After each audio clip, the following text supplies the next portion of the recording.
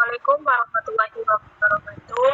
Waalaikumsalam Kami dari kelompok 4 akan menyampaikan materi tentang apa perbedaan dan kriteria pendekatan, metode, dan teknik pembelajaran. Di sini kami beranggotakan saya Aprilia Srimunisi, dan ada Tri Wahyuningsih dan Muhammad Haikal, serta ada peserta kami yang lagi sakit yaitu Tia Katarina. Baik, materi pertama akan dibacakan oleh Haikal. Kepada Haikal, saya persilahkan. Terima kasih Saudari Apri. Di sini saya akan menjelaskan materi apa perbedaan dan keterkaitan pendekatan, metode, dan teknik pembelajaran bahasa. Pendekatan, metode, dan teknik pembelajaran bahasa adalah strategi yang digunakan untuk mencapai tujuan pembelajaran bahasa. Pendekatan merupakan dasar teoritis untuk metode, sedangkan metode dijabarkan menjadi teknik. Berikut ini akan dijelaskan secara rinci mengenai pendekatan, metode, dan teknik pembelajaran bahasa. Yang pertama, teknik pembelajaran bahasa. Pendekatan pembelajaran juga dapat diartikan sebagai titik tolak atau sudut pandang kita terhadap proses pembelajaran yang merujuk pada pandangan tentang terjadinya suatu proses yang sifatnya masih umum. Menurut Syafi'i, sebagaimana yang dikutip Farida Rahim menjelaskan bahwa istilah pendekatan dalam pengajaran bahasa mengacu kepada teori-teori tentang hakikat bahasa dan pembelajaran bahasa yang berfungsi sebagai landasan dan prinsip pengajaran bahasa.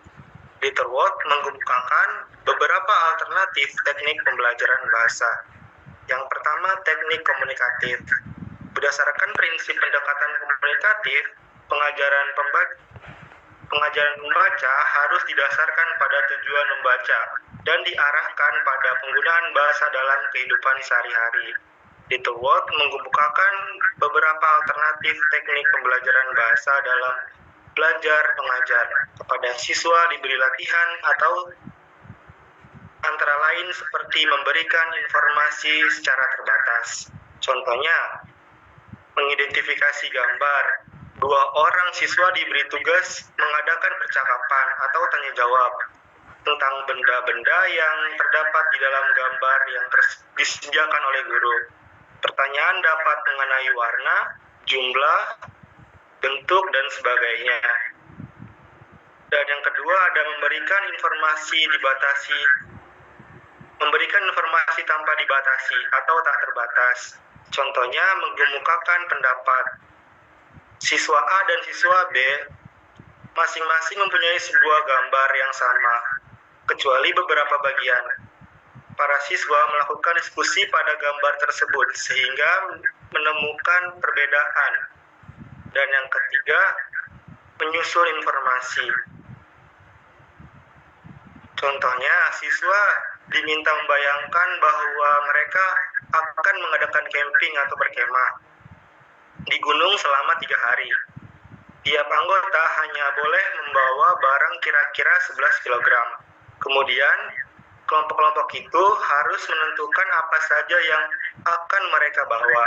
Dan dengan melihat daftar barang yang patut dibawa yang diberikan oleh guru dan mempersiapkan pembelaan apabila mereka ditentang oleh kelompok lain. Dan materi selanjutnya akan dibacakan oleh Saudari Apri, dipersilakan. Baik, terima kasih kepada Haikal. Di sini saya akan melanjutkan menyampaikan materi, yaitu selanjutnya ada pendekatan struktural. Pendekatan struktural merupakan salah satu pendekatan dalam pembelajaran bahasa yang dilandasi oleh asumsi bahwa bahasa sebagai seperangkat kaidah, norma, dan aturan.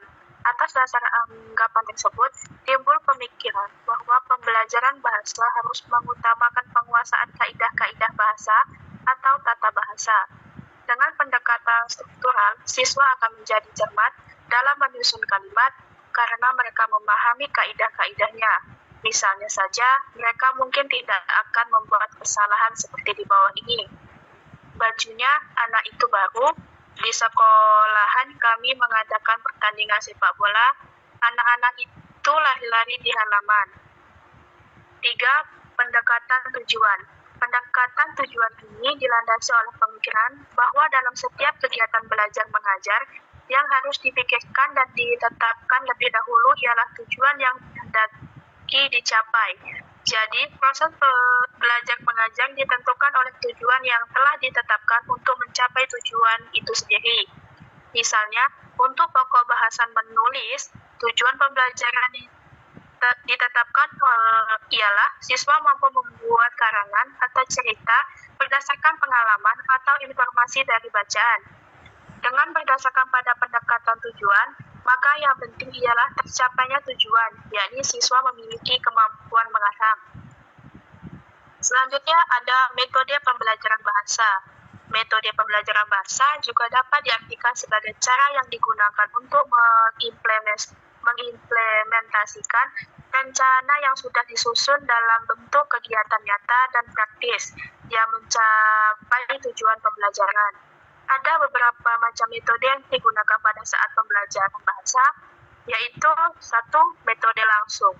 Metode ini menerapkan secara langsung semua aspek bahasa dalam bahasa yang diajarkan.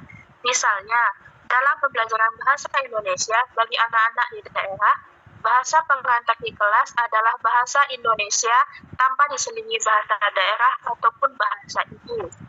Selanjutnya, metode alamiah. Metode ini berprinsip bahwa mengajar bahasa baru, seperti bahasa kedua, harus sesuai dengan kebiasaan belajar bahasa yang sesungguhnya seperti dilalui anak-anak ketika belajar bahasa ibunya. Jadi, pada awal pelajaran, gurulah yang banyak berbicara dalam rangka memperkenalkan bunyi-bunyi, kosakata, dan struktur kalimat sederhana. Setelah mereka dapat menyimak dengan baik, kemudian anak-anak diajak berbicara dan selanjutnya mulai diperkenalkan dengan membaca dan menulis. Yaitu ketiga, metode tata bahasa. Metode ini memusatkan pada pembelajaran vokabuler kosakata. Kelebihan metode ini terletak pada kesederhanaannya dan sangat mudah dalam pelaksanaannya. Guru memberikan daftar kosakata dari teks dan kemudian diberikan penjelasan-penjelasan tentang tata bahasanya. Selanjutnya, metode terjemah. Metode terjemah adalah metode yang lazim digunakan dalam pengajaran bahasa asing, termasuk dalam pengajaran bahasa Indonesia, yang umumnya merupakan bahasa kedua setelah penggunaan bahasa ibu atau bahasa daerah.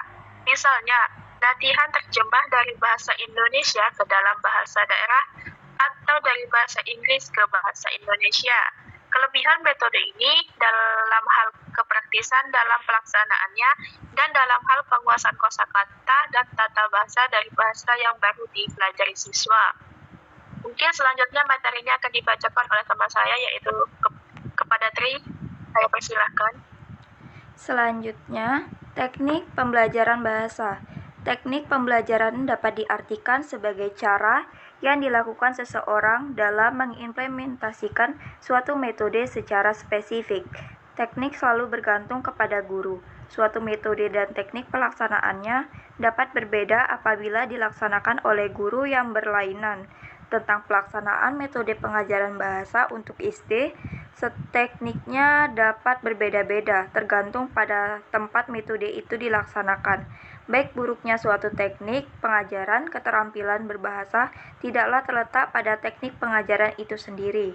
Dalam teknik pembelajaran bahasa, ada teknik pembelajaran menyimak. Teknik pembelajaran menyimak adalah cara-cara yang digunakan untuk meningkatkan keterampilan peserta didik.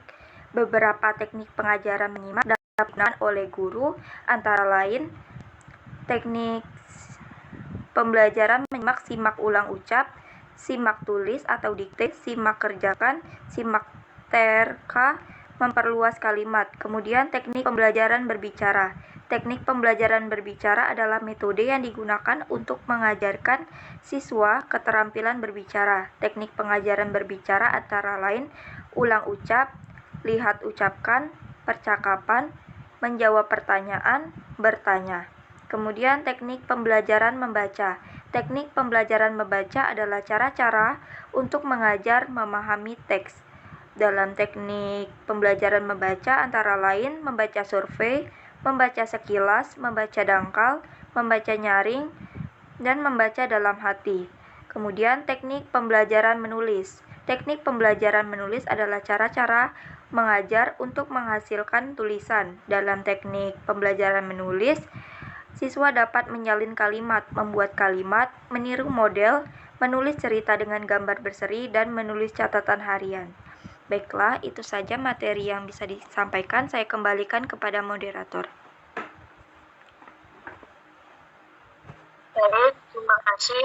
Mungkin sekian dari presentasi kelompok kami. Jika ada salah kata, kami mohon maaf. Kami akhiri. Wassalamualaikum warahmatullahi wabarakatuh. Waalaikumsalam warahmatullahi wabarakatuh.